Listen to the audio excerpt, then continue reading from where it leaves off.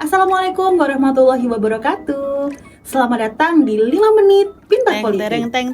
Hari ini kita akan belajar tentang ekonomi politik, yang spesifiknya kita akan belajar tentang pemikiran dari beberapa tokoh ekonomi politik di beberapa periode. Yang pertama, kita akan belajar tentang ekonomi politik klasik. Yang kedua, kita akan belajar tentang ekonomi politik Marxisme. Yang ketiga, kita akan belajar tentang ekonomi politik Keynesian. Dan yang keempat, kita akan belajar tentang ekonomi politik neo-Marxisme. Oke, yang pertama kita akan belajar tentang ekonomi politik klasik.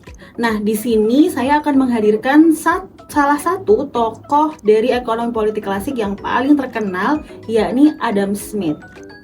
Nah, Adam Smith ini berbicara tentang konsep tangan tak terlihat, atau dia meyakini bahwa yang paling punya influence besar di dalam ekonomi politik itu adalah kinerja dari pasar itu sendiri. Nah, Adam Smith ini sangat mendukung liberalisme ekonomi dan dia tidak ingin adanya campur tangan dari pemerintah, sehingga supaya pasar ini bekerja sesuai dengan mekanismenya dia.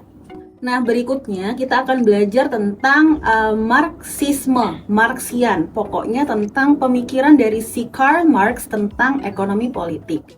Nah, Karl Marx memiliki teori atau dia juga memiliki pemikiran tentang ekonomi politik yang sangat terkenal. Ada 3 hal. Yang pertama adalah kekuasaan, distribusi, dan juga produksi di tengah-tengah masyarakat yang kira-kira nanti akan menghasilkan kelas sosial dan juga konflik kelas.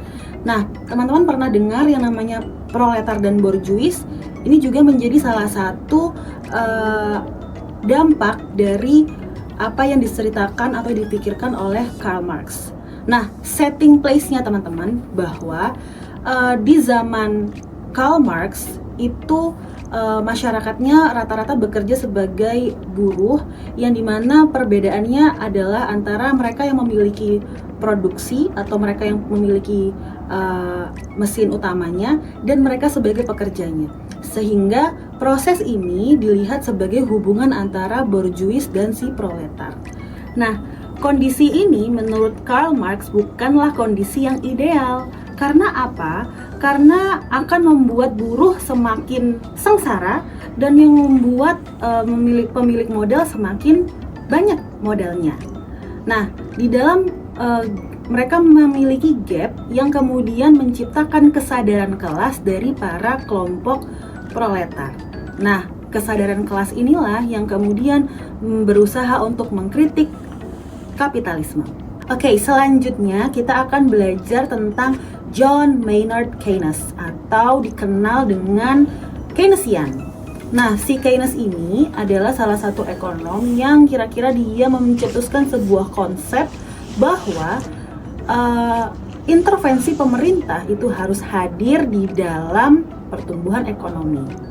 Nah, tujuannya untuk apa sih? Yang pertama adalah untuk mendorong pertumbuhan ekonomi dan juga menekan angka resesi. Nah, teman-teman, Keynes ini menjadi salah satu tokoh atau ilmuwan yang kira-kira tidak setuju apabila kerja pasar ini benar-benar dibebaskan.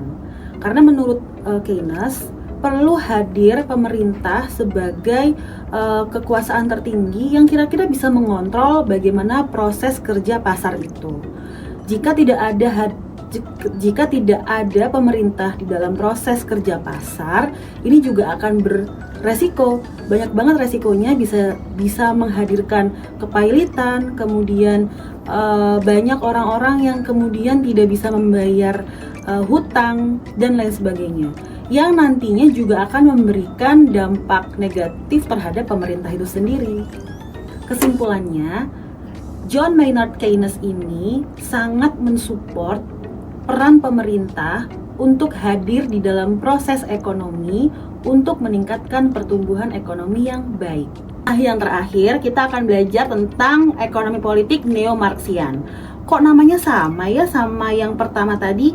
Ya nggak salah juga sih, karena memang neo-Marxian ini adalah transformasi dari pemikiran Marxian diadaptasi pada tahun abad ke-20 dan 21. Nah, apa sih yang terjadi di sana?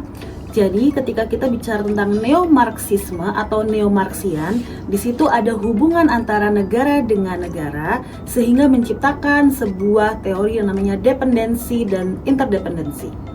Nah, itu tadi 5 menit pintar politik. Teman-teman udah belajar tentang beberapa pemikiran ekonomi politik dari zaman klasik, Marxian, Keynesian, dan juga neo-Marxian. Nah, kira-kira teman-teman udah pada paham atau masih bingung ya? Kalau teman-teman masih pada bingung, silahkan baca referensi di atas ini. Sampai jumpa kembali teman-teman. Wassalamualaikum warahmatullahi wabarakatuh.